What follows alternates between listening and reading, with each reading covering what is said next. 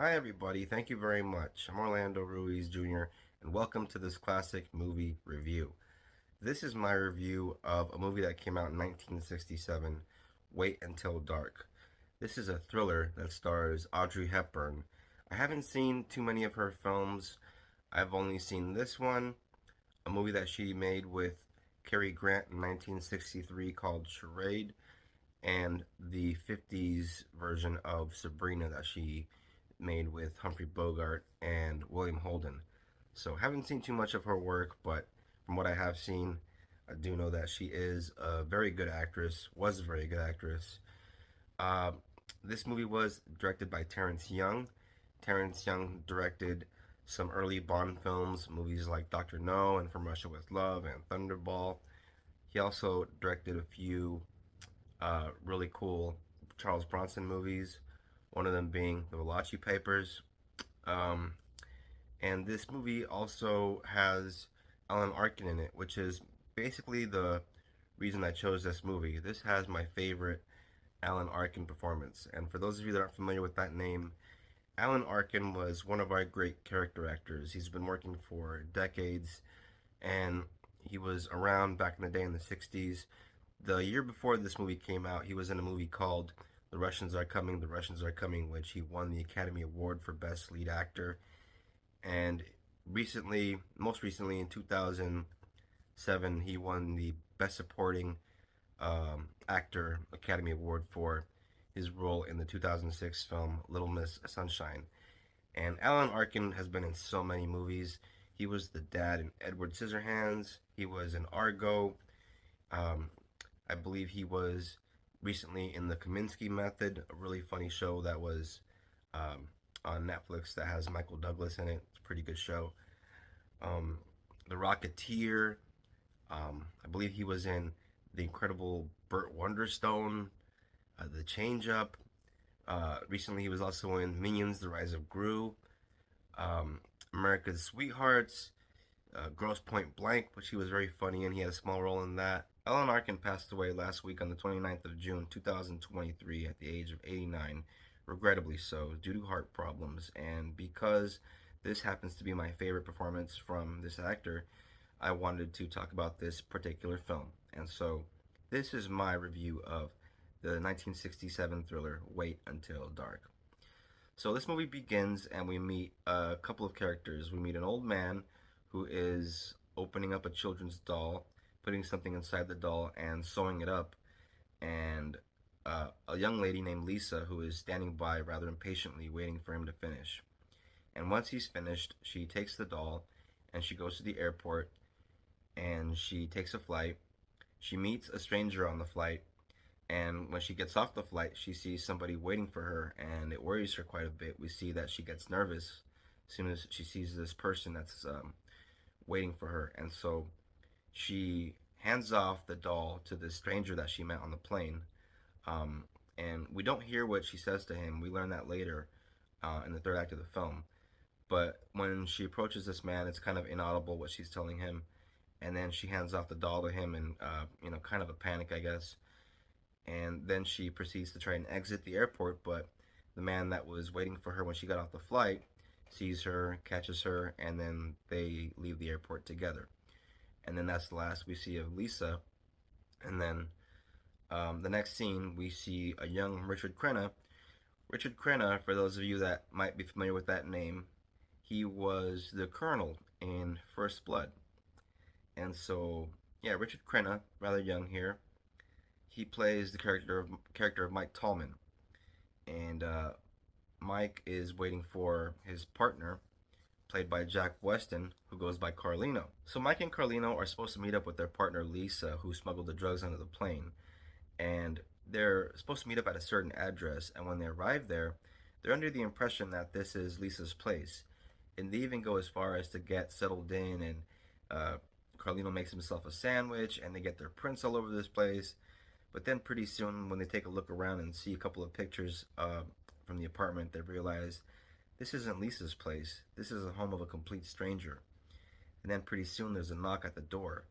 And that's where we meet Alan Arkin's character for the first time, Mr. Harry Roach Jr., who is a very kind of manipulative, very evil, very smart person. Not long after this, things get very exciting and very interesting when one of the residents of this home, played by the great Audrey Hepburn, shows up at her door, comes inside, shuts the door, and these three guys are still there trying to be quiet as they can. And she walks right past each of these guys before all these guys realize this lady cannot see them. She's completely blind. Pretty soon, as the viewer, we come to realize that the man that was given the doll at the airport by Lisa happens to be Susie's husband. And that is how this doll has made its way into this complete stranger's home. And even though Susie did learn of the doll when he first brought it to the house, she now doesn't know where the doll is because it's been misplaced. And so she is in quite the predicament.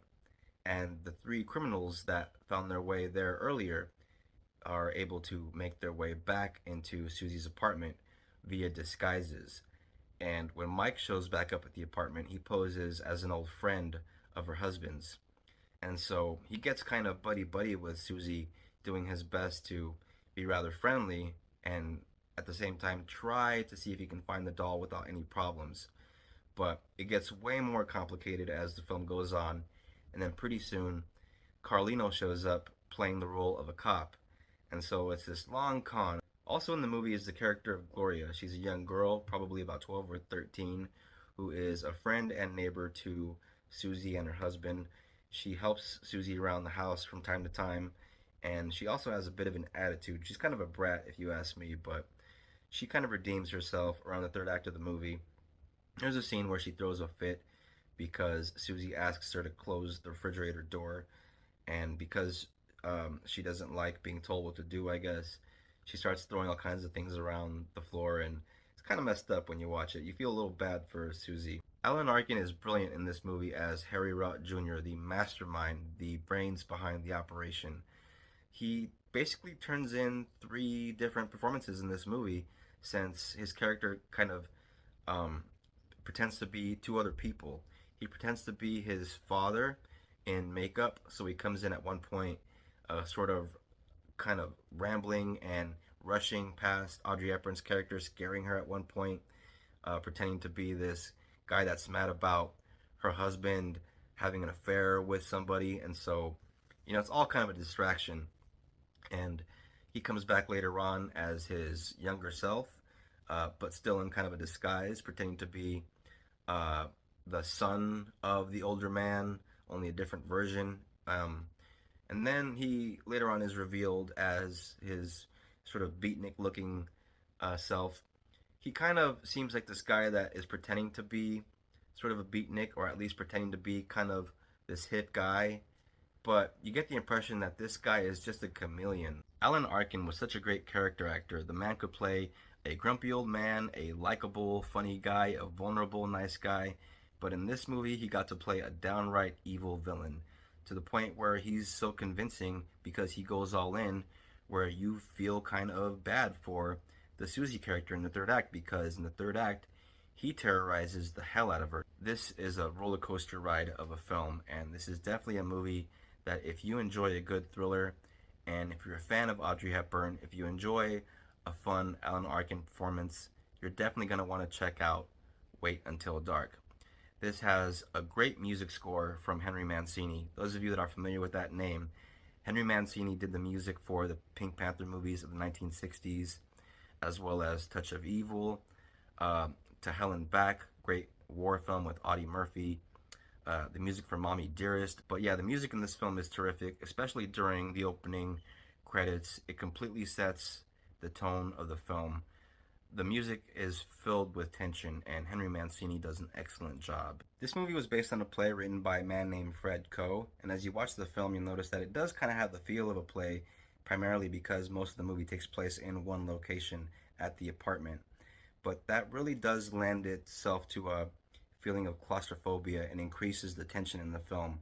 Audrey Hepburn was very good in this movie. She very much carries this movie with her screen presence. It's hard to take your eyes off of her when she's on the screen. Richard Crenna is also very, very good in the film. Even though he's playing kind of a scumbag in the movie, he's one of the more likable scumbags. But it really is Alan Arkin's character as Mr. Harry Roach Jr. that steals the movie. Audrey Hepburn is gone. Richard Crenna is gone. May they rest in peace. All these actors were great, and most recently we lost the great Alan Arkin. So I dedicate this review to his career and his performance in this film. One of my favorite character actors of all time. He will be missed in the movies. Definitely seek out and check out this terrific thriller, Wait Until Dark from 1967. I give this movie 3.5 stars. This is a movie that you can find on streaming. I've come across it before on Max or HBO Max, whatever the hell they want to call it. But like I'm always saying, hard copies are out there. You want to get yourself one, they're still available for now. This is my copy of the DVD. As you can see, that is Miss Audrey Hepburn there, right here, and Mr. Alan Arkin right here. This is kind of a bit of a scene from the third act, but doesn't spoil anything. Just the cover. So, yes, this is a classic thriller. If you enjoy a good thriller, definitely check out Wait Until Dark. Highly recommend, folks, for sure. So, thank you very much for watching this classic movie review. I very much appreciate you. If you're into classic movies, if you're into this kind of thing, and if you're new to the channel, hit that bell and subscribe. I'm always talking about classic films. Anything from the 90s on down, that is where my heart is. So I'm going to get out of here now. Thank you very much for watching. Please be sure to comment, subscribe, share. Don't forget to like.